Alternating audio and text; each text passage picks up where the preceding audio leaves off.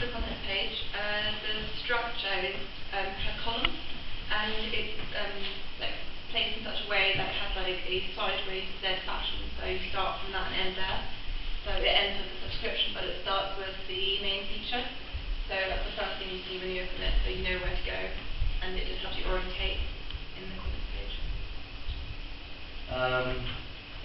On the contents, they use a lot of pull quotes, which, as a reader, it gives more of an in-depth insight to the featured page instead of just an image.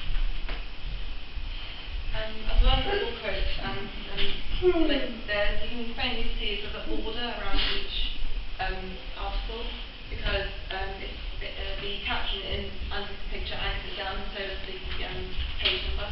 So it anchors it all down, and the border just keeps it together, so you know which way it goes with what bit. There's not much gutter space, which is effective because it shows that it contains a lot of information.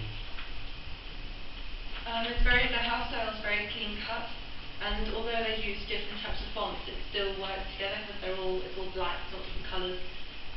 The orange carries out throughout from the front cover, so the house style continues all the way through. There are lots of different camera angles used, which makes it more interesting. Like there are no other categories, it's just inside the suite and plus.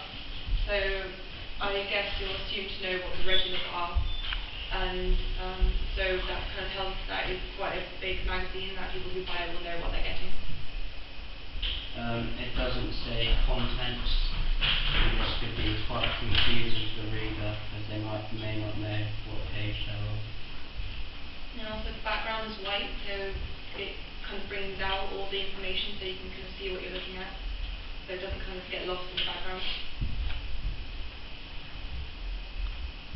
Brilliant work, guys. Well done. Can we see some hands up to push this a little bit further?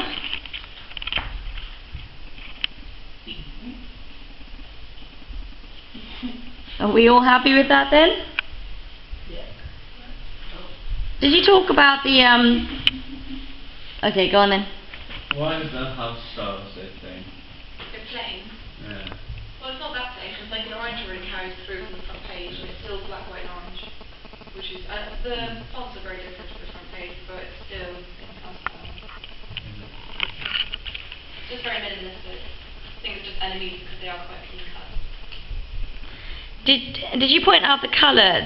There's one colour that stands out that isn't part of the house style in text, sorry. Yellow. Yeah, the yellow. Do you know what that yellow signifies? It kind of draws you in towards it immediately, so you can see NME £1, it makes you look into it, and makes you want to read the rest and see what is £1. £1 is really much in the music industry. Lovely. Intrigued. Okay, this isn't something that we've covered yet, but the colour yellow is also, it's a promotional colour. It's a colour that often suggests something is cheap or on offer.